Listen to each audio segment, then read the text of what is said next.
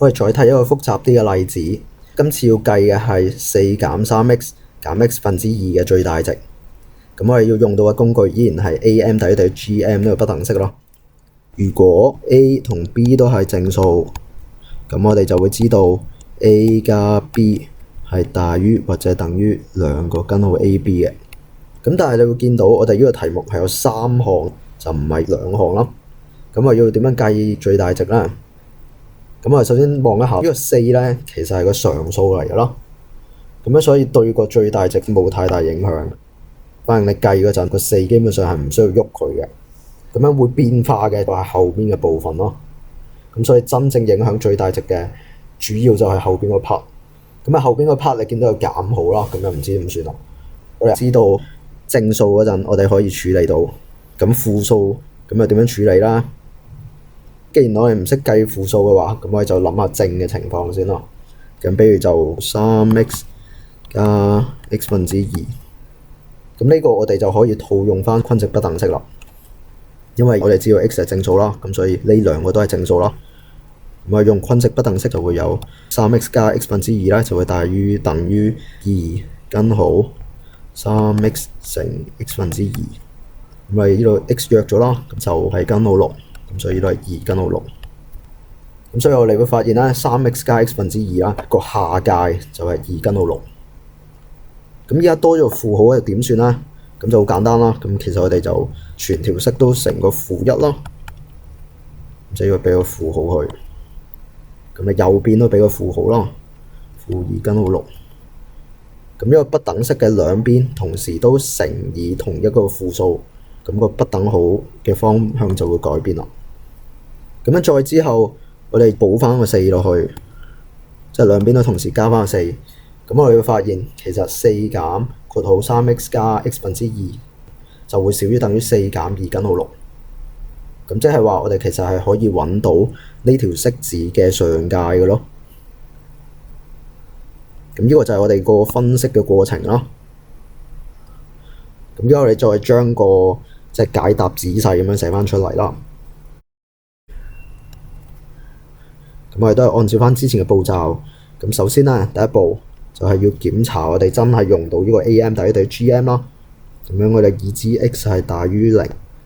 咁所以咧個 3x 同埋 x 分之2都係正數嚟嘅。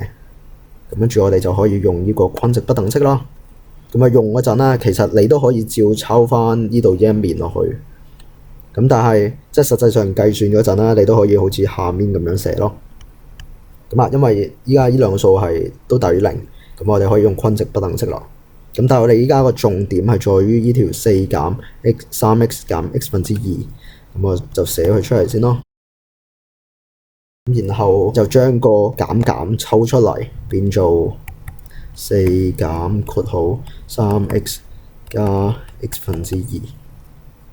咁然後你再用均值不等式，你就知道佢係少於或者等於4減2根號 3x 乘 x 分之2。咁呢個變咗少於等於嘅原因係佢前面有個負號咯。咁所以我哋會變個方向。咁呢個計出嚟咧就會等於4減2根號6。即係話我哋知道式子嘅上界就係4減2根號6。咁之後第二步我哋就要檢查呢條式子真係可以計到4減2根號6咯。咁你要揾翻相應嘅 x 出嚟。當 a 等於 b，a 就係 3x 咯，等於 x 分之2嗰陣，咁亦即係話咁嚟計一計啦。咁 3x 等於 x 分之2，二項就係 x 平方等於3分之2，咁即係 x 咧就等於正負根號3分之2。咁你分母有理化就會計到係正負3根號6咯。咁但係因為我哋知道個 x 要係大於0啦，咁所以我哋就唔要負嗰個根嘅。咁所以呢個上面咧就係話，即係當個 x 係3分之根號6嗰陣，咁我哋呢個4減 3x 減 x 分之2啦，就真正會計到係4減2根號6。根據上面呢兩點啦，我哋就可以得到個結論啦，就係話即係當個 x 係6/3嗰陣，咁呢條式4減3x減x2咧就會取得最大值啦。呢個最大值就係4減2根號6。咁我哋就做完呢個題目啦。